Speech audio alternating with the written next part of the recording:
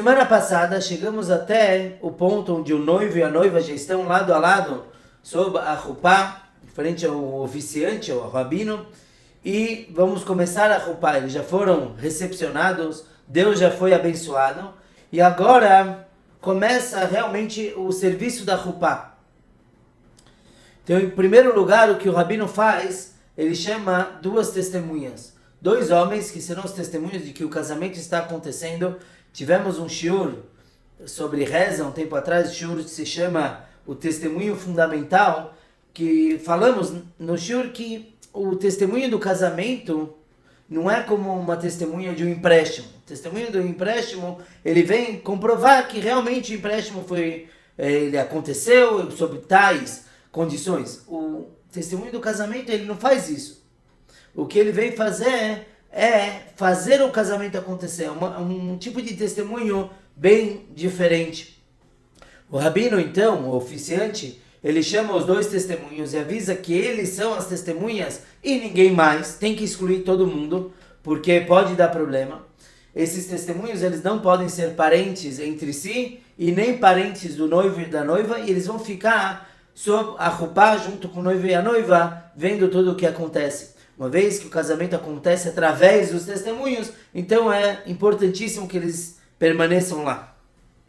Geralmente, mas não obrigatoriamente, os testemunhos, eles são os mesmos que assinaram a Ktubá, que é o documento que já falamos na semana passada, e são os mesmos que vão continuar com o casal até o final de todo o procedimento, como veremos daqui a pouquinho. Em seguida, se faz as bênçãos de Kiddushin, que são as bênçãos de Irusim, também chamados, que é uma espécie de noivado. De certa forma, o noivado e o casamento hoje em dia acontecem simultaneamente, falamos também para não dar problema entre um e outro, mas na Rupá, então, vamos fazer os dois. Então, primeiro fazemos as bênçãos de Kiddushin, que são a bênção do vinho, e também da mitzvah do casamento. Nós mencionamos e agradecemos a Deus pela lei de casar com uma moça e mulheres casadas não são proibidas e etc. E tem uma coisa muito curiosa quanto a essa bênção.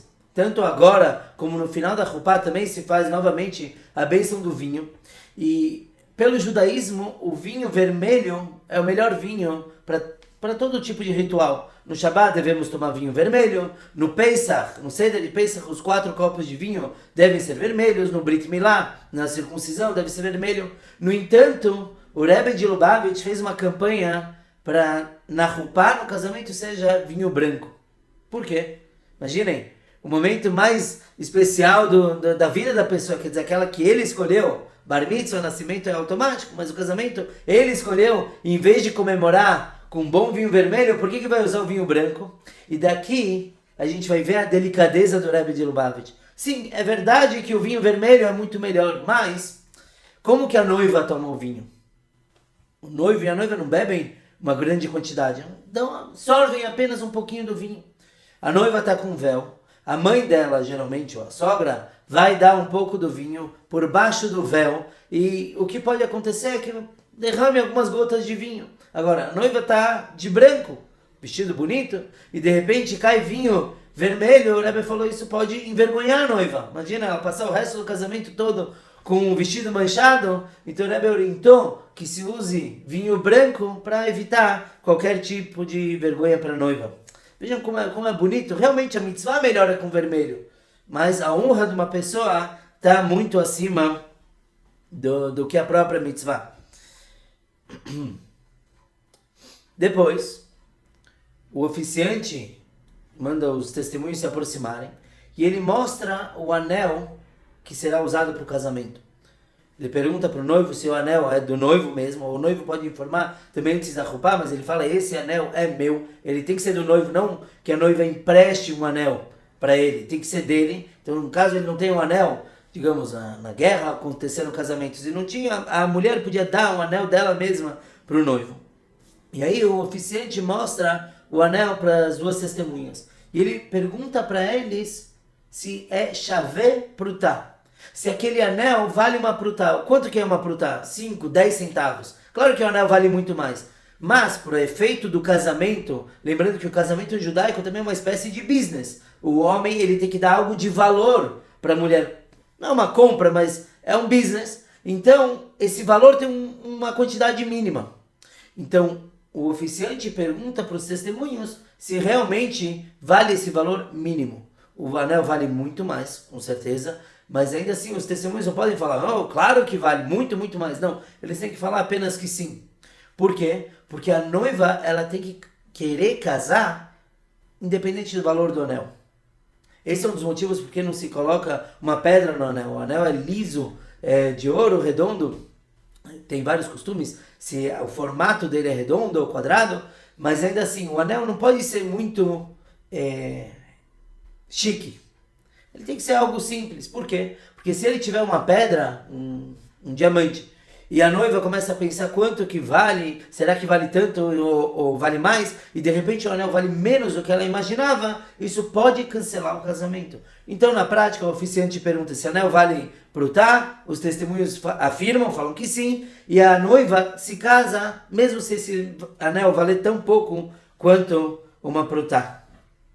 E a noiva, lembrando, ela está com um véu, então ela não vê o anel, ela é obrigada a confiar no que os testemunhos dizem. Existem muitas mensagens por trás do anel, mensagens pela Kabbalah, mas a mais comum é que o anel, sendo algo redondo, sem começo e nem fim, ele representa o amor infinito e as bênçãos infinitas que a gente deseja para o casal. O anel também não deve ter nada gravado. Então tem pessoas que gostam de ter a data do casamento ou o nome dos noivos. No anel não pode ter nada. Se depois do casamento a noiva quer mandar gravar, aí já não tem problema nenhum, incrustar uma pedra, e aí já não tem problema porque o casamento já aconteceu. Mas para a própria Rupá não pode ter marca nenhuma. Uma outra explicação muito bonita do porquê não se colocam pedras no anel de casamento é porque uma pedra, qualquer gema, se você riscar ela, o valor dela cai absurdamente. Já no ouro, no anel, um metal simples, se acontecer de um risco, você consegue polir, você consegue derreter e refazer ele. Então, a mensagem de não ter uma gema no casamento é lembrando o casal que, olha, podem acontecer falhas, mas vocês vão saber passar por cima, não fazer com que a falha seja algo eternizado no casamento de vocês, como seria se tivesse uma pedra. E tem mais um detalhe que é muito importante esclarecer e mencionar, que muitos casais fazem a troca de alianças. Quer dizer, na hora da Rupá, a noiva dá uma aliança para o noivo, assim como ela recebeu dele. E isso é proibido pela Torá. Não é proibido usar aliança, embora os ortodoxos não costumem usar, mas a noiva, se ela quiser dar uma aliança para o noivo, pode esperar até depois, até o Rederechud, como será falado, mas não dar no momento da Rupá. Por que isso? Porque se o casamento, uma das formas de casamento é que o noivo está santificando e adquirindo a noiva, se ela dá uma aliança naquele momento, é como se ela estivesse devolvendo. Ele deu para ela, ele consagrou ela, e agora ela dá uma aliança, ela está anulando aquela ação que ele fez. Então, no caso, quando a noiva quer presentear o noivo com uma aliança, deve aguardar depois do ritual da Rupá, e aí sim, já não há problema nenhum. A noiva, então, se prepara para receber o anel, e nem todos sabem, mas o anel é colocado no dedo indicador direito da noiva. Depois ela, claro que vai usar em outro dedo. Eu nunca vi muitas mulheres usando anéis no dedo indicador, mas na hora do casamento se coloca no indicador. Então o noivo segura o anel, ele recita a frase Arei at mekudeshet li kedat Moshe veIsrael, você me é santificada de acordo com o conhecimento, a opinião de Moisés e todo o povo de Israel, e assim os testemunhos pronunciam depois Mekudeshet, que ela está consagrada e já são um para o outro. Não necessariamente o casamento aconteceu, vamos lembrar que tem a segunda parte da Rupá, mas a partir desse momento, um já está para o outro. Agora, o noivo ele menciona a santidade, você me é consagrada, Mekudeshet, vem da linguagem de Kedushá, de santidade. Qual é a santidade que podemos encontrar neste ritual? Então temos o tetragrama, que são 4 letras do nome de Deus, o grande nome de Deus, Yud, depois o Rei, depois o Vav e depois o Rei. É interessante, a gente tem que falar depois, porque nem se pronunciam essas letras em seguida. Pois bem, o Yud é uma letrinha bem pequena, que é representado pelo anel, também algo bem pequenininho. O rei, que vale 5, é a mão do noivo, segurando o anel, tem 5 dedos. Temos o outro rei do tetragrama, que é a mão da noiva, e o Vav, que é uma letra mais espichadinha, é o dedo indicador da noiva. Então, através desse ritual de identificação, o noivo está trazendo santidade sobre a noiva e também sobre ele mesmo. E por que menciona que ela é consagrada de acordo com a opinião de Moshe e de Israel? Porque sabemos que na história nem sempre o povo concordou com o líder. Inclusive Moshe penou bastante com o povo judeu. Era um pessoal bem teimoso e reclamavam bastante. Então nessa consagração nós estamos afirmando que o casal está se casando não apenas de acordo com o líder do povo judeu, mas que todos, em todos os níveis, concordam que eles são um casal e, se Deus quiser, um belo casal. Interessante também que quando a noiva usa o dedo indicador, ela está apontando para o noivo. Quem viu na foto da chamada do shiur, por acaso é a foto do meu casamento, o dedo da minha esposa, da noiva, está apontando para o noivo como que afirmando: você é meu homem, você é o que eu escolhi para passar o resto da minha vida, excluindo todos os outros. Em seguida, Sileh Ktubá, que é o contrato nupcial. A leitura não é obrigatória, mas se lê para separar Kiddushin do Nisuin, que é a santificação do casamento. Então a gente faz essa leitura para não fazer tudo de uma vez só. Logo depois temos Sheva Brachot. Sheva Brachot são as 7 bênçãos pronunciadas sobre o casal. Então vamos usar uma colinha e entender as mensagens que estão por trás dessas bênçãos. A primeira das 7 bênçãos é muito conhecida. Baruch atah Hashem Elokeinu melech haolam borei pri hagafen.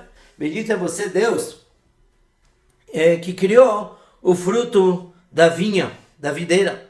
Essa é a bênção que nós fazemos sempre que vamos tomar vinho. E por que ela é uma das 7 bênçãos com qual o casal é consagrado? O vinho, ele tem duas mensagens muito especiais. A primeira delas é que vinho, yain, é a gemátria, a numerologia de sod, de segredo. O casal, quando toma o vinho na Rupá, está afirmando que não tem segredos entre eles dois. Segredos é vida passada. A partir de agora, eles têm que ser como livros abertos, sempre ter uma boa comunicação. Então, a primeira mensagem que o vinho passa é que só eles dois tomam esse vinho e é um para o outro. Os segredos, o sod, o yain de um é somente para o outro. E o vinho também tem uma outra mensagem, que o vinho é feito de uvas prensadas. Mensagem para o casal é que muitas vezes na vida vão acontecer tzules, problemas. Não existe uma pessoa que não acontece nada de não vou falar negativo, mas de adverso. Um obstáculo, um desafio. Agora, da uva sendo prensada, eu consigo o vinho. É só dessa forma. Então nós estamos indicando para o casal que vocês possam usar todos os problemas e dificuldades que possam aparecer no caminho para crescer e para, na verdade, transformar e ter algo muito melhor. Em seguida, temos a segunda brachá. Inclusive, quem recita a primeira brachá já recita a segunda também. Então, ele segura o copo de vinho e recita ambas as bênçãos. Depois, as outras podem ser entregues para pessoas, amigos da família, do casal, rabinos. E aí, a noiva que decide. É interessante que se deixa a noiva escolher quem vai recitar as bênçãos. A segunda bênção, She'akol bara lechvodó, diz que bendito és tu, Hashem, nosso Deus, Rei do Universo, que criou todas as coisas para a sua glória. Que tudo no mundo foi criado para a glória de Deus. E aqui nós estamos lembrando Briat Olam, a criação do universo. Que Deus criou o mundo para a sua glória. O casal, sob o palio nupcial, também está começando um mundo novo. Assim como o mundo foi criado, quer dizer, toda a humanidade veio de apenas um homem e uma mulher, deles também virá todo o resto da humanidade. Essa, claro que tem muito mais gente no mundo, mas essa é a responsabilidade que eles devem ver para eles mesmos. Essa bênção, que fala Shakol bara lechvodó, tudo foi criado para a glória de Deus, o comentarista Rashi diz que deveria se recitar essa bênção não agora na Rupá, mas quando os convidados chegam. Por quê? Porque quando vem convidados para o casamento, você vê pessoas que vieram de outras cidades, de outros estados, pessoas que não vemos há muito tempo. E assim traz um sentimento de grandiosidade para o noivo e para a noiva. Puxa, até você veio lá de Israel, Estados Unidos, sei lá de onde. Então isso traz uma satisfação muito grande. Naquele momento o noivo e a noiva devem pensar, peraí, tudo isso é pela glória de Hashem. A terceira bênção diz o seguinte: bendito és tu, Hashem, Criador do homem. E novamente a gente pode perguntar, como assim Criador do homem? Deveríamos falar essa bênção no Brit Milá, na circuncisão, ou antes ainda, quando o bebê ou a bebê nascem, deveríamos falar Baruch Hashem, que criou o homem. Por que guardamos essa bênção para o casamento? É porque na verdade nenhum homem nem uma mulher são completos até o casamento. Para criar um homem, isso usando o termo geral, são necessários 3 sócios: pai, mãe e Deus. E nada na ciência nunca vai mudar essa equação. Precisamos desses 3 sócios para criar o ser humano, dar vida para o ser humano. Mas a verdade é que ele não é completo. O Zohar fala que até o casamento, o homem ele é plag gufa, ele é meio corpo. Quando ele se casa com sua esposa, aí ele se torna alguém completo. Então no momento do casamento, que seria a junção com o 4º sócio, aí sim nós agradecemos por criar o homem, por formar o homem, porque finalmente ele é alguém completo. E também no casamento se perdoam todos os pecados do noivo e da noiva. Então realmente ele se torna alguém novo sob a Rupá. Também Yotzer Hadam, que forma o homem, a gente não diz que formou o homem, que forma, porque assim como o casamento é algo constante, o tempo todo devemos estar casando. Isso a gente já viu no shiur passado, e também vários rituais que nos lembram que o casamento não é uma vez na vida, mas sim constantemente.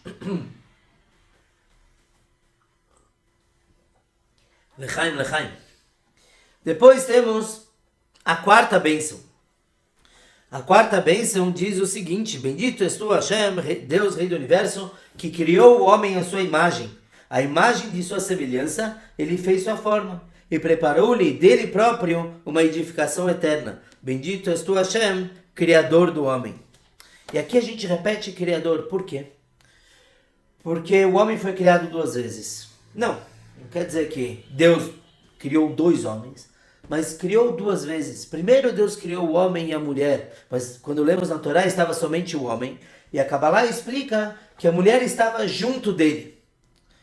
A gente lê na Torá que tirou a costela, mas a verdade é que a mulher estava lá, mas estava atrás do homem, de costas para o homem.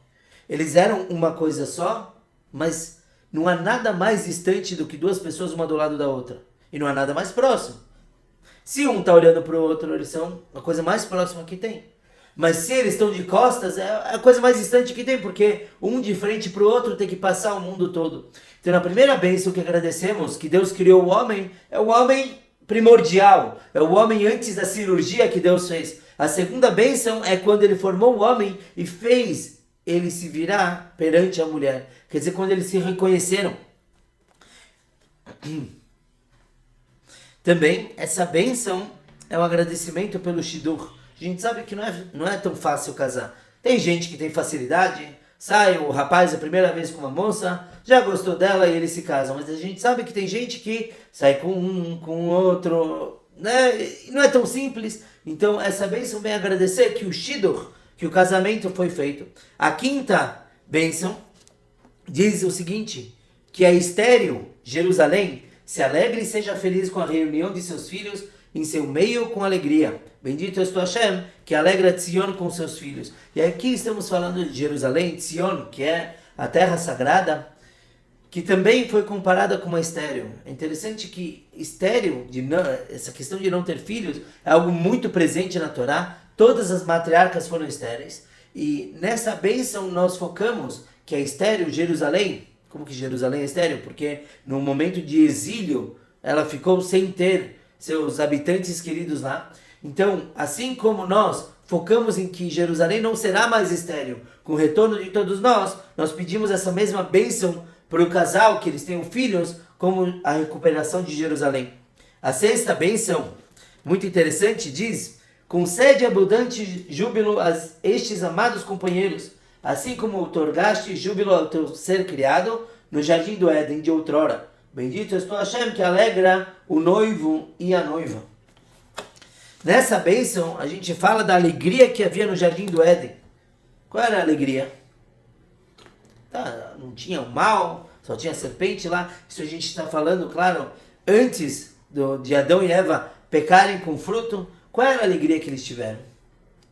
Quando eles se olharam, eles tiveram a certeza absoluta de que era um para o outro. Adão não tinha outra moça para ter dúvidas, talvez é Eva ou essa outra, e vice-versa. A Eva também só viu Adão. Então é uma alegria muito grande quando você não tem dúvida nenhuma. Então essa bênção que nós damos para o casal tenho certeza, se olhem e tenham a certeza de que é um para o outro. E não existe, na verdade, mais ninguém que possa competir com essa junção. Também, nós queremos que o casal tenha uma vida de Éden, uma vida fácil, agradável, como era o jardim do Éden de outrora, antes do pecado. Tinha uma vez um homem no Shtetl, que ele não aguentava a vida dele, as galinhas lá, quem já viu o violinista no telhado sabe do que eu estou falando, e não aguentava a gritaria de crianças, e não aguentava a própria esposa, e ele se incomodava com tudo. Certa vez, falaram para ele que tem um caminho para o jardim do Éden. Era só seguir por tal lugar. Ele escutou, ficou muito feliz. Ele soube que demoraria alguns dias para chegar lá, mas não tem problema, eu não aguento mais a vida aqui, eu vou para o jardim do Éden. Então ele começou a andar no caminho, passou um dia, 2 dias, até que ele teve que cruzar um deserto. No deserto ele pensou, provavelmente amanhã eu vou acordar, não vou saber para que lado eu tenho que ir. Então ele colocou os sapatos dele virado para o caminho em direção ao jardim do Éden. E dormiu. Só que aquela noite veio um vendaval, ele dormiu muito profundo, ele não percebeu, mas o vento virou o sapato dele para o contrário. Então ele acordou, viu o sapato virado para onde estava, falou, para lá é o jardim do Éden. Então ele foi andando. E de repente ele viu o Shtetl dele lá ao longe. Falou, olha, jardim do Éden parece com minha casa, minha cidade. Ele foi se aproximando e viu que era idêntica à casa dele. Ele viu as crianças correndo na rua e falou, uau, é tão parecido, mas aqui é o Éden. Aqui é tão agradável, olha essas crianças brincando e gritando de alegria. E o cacarejo dos galos e galinhas é tão agradável aqui. Ele foi e viu que a casa dele era igualzinha à anterior. E bateu na porta. E veio a esposa dele, aquela que ele não aguentava, mas essa não é aquela, essa é a esposa do Éden. E ela já furiosa com ele, claro, onde que esse nudnik, esse tolo sumiu? Ela começa a gritar, mas ele não se afeta. Ele fala, olha que lindo, Deus criou o Éden, tão parecido com a minha casa para não estranhar. Mas claro, essa é uma esposa do Éden. Olha como ela se importa comigo. Ela não está gritando comigo como a outra que queria só me deixar chateado. Não, ela está preocupada. Aí ela foi e cozinhou lá a mesma gororoba que ele comeu a vida toda. Ele falou, não, essa é do Éden. Tem amor e tem carinho. A mensagem é que nós temos que trabalhar na nossa vida para fazer o jardim do Éden. Não é um outro lugar. Está na nossa casa também. Depende de como nós enxergamos. Então nós passamos já essa mensagem para o casal, que vocês têm um Éden na casa de vocês, mas isso não acontece automático. Que vocês se esforcem para merecer o Éden na casa de vocês. Tem aquela piadinha, né? Por que Adão e Eva eram felizes no jardim do Éden? Porque eles não tinham sogra?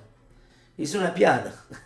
Essa bênção é mencionada também para falar que assim como Adão e Eva não tinham familiares, então eles não tinham como falar, não, eu sou mais importante porque eu descendo de tal família. E a esposa fala, não, mas meus antepassados eram muito superiores. Não, isso não existe. No casal, é entre um e outro, não tem família lá dentro. Família é importante da porta do quarto para fora. Entre eles, não adianta um apontar para o outro e falar, tua mãe e a minha mãe, não existe isso. Tem que ter realmente um casamento de Adão e Eva. E por fim temos a 7ª bênção.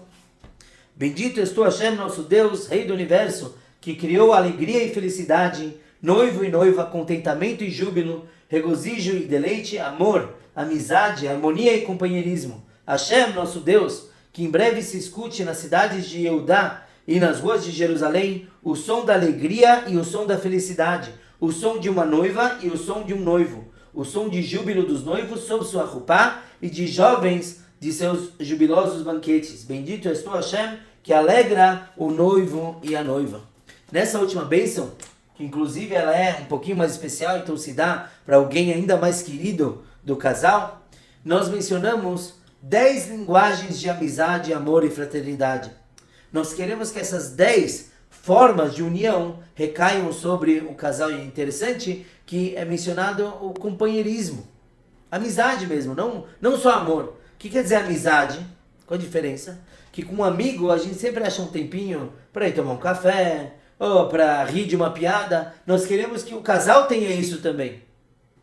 E hoje em dia, mais e mais se aconselha em terapia de casal, sempre, por que vocês não dão um tempinho para vocês juntos? Não é fácil, ainda mais quando você tem filhos, é difícil, é um desafio, mas ainda assim é muito importante isso para o casal. Depois temos, além dessas 10 linguagens, temos 5 vozes mencionadas. O que é o número 5? Por que trazem 5 vozes? Primeiro, consta que todo aquele que alegra o noivo e a noiva no casamento, quer dizer, vai e dança com eles, ou toca música, faz malabarismo, qualquer coisa que faça com que o noivo e a noiva se sintam mais felizes e importantes, ele merece a bênção dessas 5 vozes.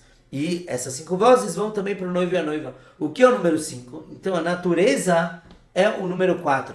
Temos 4 elementos fundamentais, fogo, ar, água e terra. Temos os 4 reinos, animal, vegetal, mineral e o ser humano. E quando mencionamos o número 5 é porque queremos que o casal possa transcender a natureza, quer dizer, realmente se conectar com a espiritualidade. Essas 7 bênçãos que mencionamos, elas refletem também as 7 bênçãos que Deus abençoou o Adão e a Havá, Adão e Eva, no casamento deles. Vemos no Gênesis 7 assuntos que Deus, quando fez eles casarem, deu para eles o poder sobre as criaturas, etc. Quem quiser pode olhar depois no Bereshit, no Gênesis. Em seguida, nós pegamos um copo de vidro, geralmente o mesmo copo utilizado nas bênçãos. Um fato que eu não mencionei é que 2 vezes fazemos bênçãos no vinho. Então, na primeira vez se dá para o noivo e a noiva tomarem um pouquinho, depois se preenche esse vinho e se dá de novo para eles tomarem algumas gotas. Depois algum voluntário lá, algum amigo do casal toma todo o resto do vinho, ele tem muita bênção nesse vinho. Pegamos e envolvemos o copo muito bem, claro, para que não aconteçam acidentes. Colocamos embaixo do pé direito do noivo, e aí ele vai lá e quebra o copo e todos gritam Mazal Tov. De acordo com alguns costumes, o noivo recita uma frase em Meshkachech Yerushalayim: se eu me esquecer de Jerusalém na minha alegria, que eu esqueça minha destra e minha língua se junte ao céu da boca. Por que isso? Porque mesmo na maior alegria, temos que lembrar que ainda não estamos completos, não temos nosso templo sagrado, não temos a terra de Israel sob o comando da Torá, então mesmo na alegria, ela não é totalmente completa. E vemos no Talmud esse costume que uma vez tinha uma festa de casamento e todos estavam dançando muito. Um sábio quebrou um copo no chão, quer dizer, para o pessoal se assustar um pouquinho. Não é para acabar com a alegria, mas é lembrar que ainda falta. Tá tudo bem, mas dá para estar tudo ótimo também. Agora, o quebrar o copo, ele também tem muitas mensagens especiais. Primeiro, que quando quebra, o que a gente grita? Mazal Tov, felicidades, parabéns. Lembrar o casal que de vez em quando as coisas podem quebrar e ter problemas, mas ainda assim, se grita Mazal Tov. Fala parabéns. É interessante que isso pega tanto que você está comendo num restaurante e cai, restaurante kasher, claro, e cai um prato no chão, o garçom derruba alguma coisa, na hora todo mundo fala Mazal Tov, Mazal Tov. Quer dizer, é uma brincadeira, mas lembrando que mesmo algo se rompendo, se quebrando, dá para você ser feliz também. E isso remete, então, para a casa deles, depois do casal, alguma coisa quebrar, não precisa fazer tempestade em copo d'água, ainda mais que o copo está quebrado. Outra mensagem que o copo traz para o casal, principalmente para o noivo, é o seguinte: o noivo, até o casamento, ele só recebeu. Ainda mais no meio religioso, o noivo raramente trabalha antes de casar. Então ele recebe dos pais, e recebe, ele é um copo, é um recipiente. A partir do casamento ele se torna um provedor. Não é só isso que o noivo é, claro, mas ele se torna um mashpia. Mashpia é quem dá para o outro. Mekabel é quem recebe. A partir do momento do casamento, o homem ele tem a obrigação de manter a sua esposa, de dar parnassá para ela, de dar amor e carinho. Então o foco dele agora é muito dar para o outro. Então quando ele quebra o copo, ele está simbolizando para ele mesmo: a vida fácil agora acabou. Agora eu tenho que me dedicar para outra pessoa. Eu já não sou mais o centro do meu mundo. Agora o centro do meu mundo é a minha esposa. E assim nós cantamos e a noiva levanta o véu. Conforme eu mencionei no show passado, ela deve olhar para o noivo em primeiro lugar e o noivo para a noiva. Quer dizer, eles se olharem, se darem Mazel Tov. Claro que de acordo com o costume, com a lei religiosa, eles não vão se abraçar na frente de todo mundo. Então eles guardam esse sentimento para daqui a pouquinho, mas eles se olham e esse olhar tem um amor intenso. É uma alegria que assim, é uma vez na vida só. Se Deus quiser, porque casamos até os 120, 180. Então é uma energia muito, muito poderosa. Falamos também no show passado que a noiva tem uma luz espiritual muito forte. Então, quando ela retira o véu, o noivo, o primeiro a olhar, é aquele primeiro que consegue absorver essa energia especial. Então todos cantam e Mazel Tov vão e acompanham o noivo e a noiva até o Cheder Ichud, até um quarto onde o noivo, o novo casal, vai permanecer sozinho lá, trancados. Por que isso? Então, em primeiro lugar, o casal vai em direção àquele quarto, se coloca uma colher de prata no batente da porta, quer dizer, para eles passarem por cima da colher, trazendo energias de parnassá, de riqueza para o casal. E aí entram os testemunhos, na verdade entra um monte de gente, entram os familiares para dar mais alguns beijos no casal, entram os testemunhos, eles têm que ver que realmente a sala é toda fechada. Eles saem e trancam a porta, quer dizer, o casal tranca a porta por dentro. Por quê? Porque mencionamos que temos 3 formas de casar, que é dando algo de valor para a noiva, o documento, esses 2 já explicamos bem, e tem a própria relação, Bia. Então, o casamento ele é consumado na hora da relação. Então, nós trancamos o quarto para que o casal tenha a possibilidade, claro que eles não vão fazer isso na hora, mas que eles tenham a possibilidade de realizar o ato. Primeira vez que eles estão juntos e trancados, quer dizer, ninguém tem como interromper a harmonia deles. Então, aquele momento concretiza a terceira forma de casamento. Por isso, eles têm um tempo mínimo para ficar lá, que seria o tempo exigido, ou mínimo, para que eles tenham algum tipo de relação. Esse momento também é muito mágico. Eles estão pela primeira vez se olhando direto como marido e mulher. Muitas vezes eles trocam votos, né? Se prometem coisas e se abençoam um outro. É a primeira vez que eles podem se tocar. E, inclusive no mundo religioso, é a primeira vez que o rapaz está sozinho com uma moça que não é irmã, mãe ou filha dele, ou avó. E vice-versa, é a primeira vez que a noiva está sozinha. Então é um momento muito, muito especial. Também é costume o noivo dar mais alguma joia para sua noiva, se ele tem possibilidades para isso, que é a joia do Cheder Ichud. E é muito legal, é muito mágico.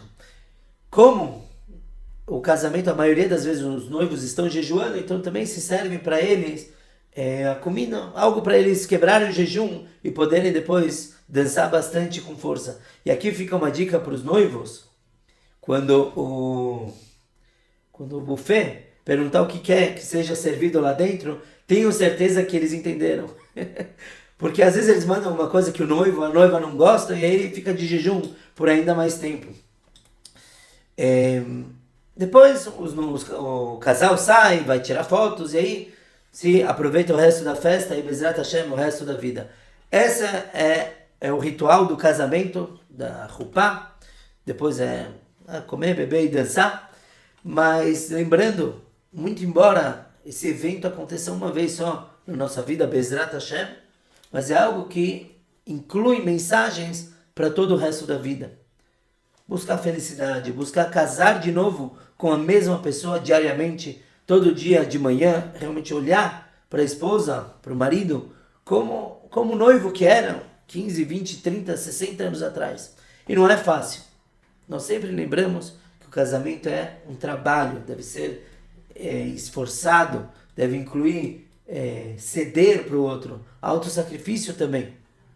Mas essa é, de certa forma, a receita para uma vida de Shalom Bait e de alegria.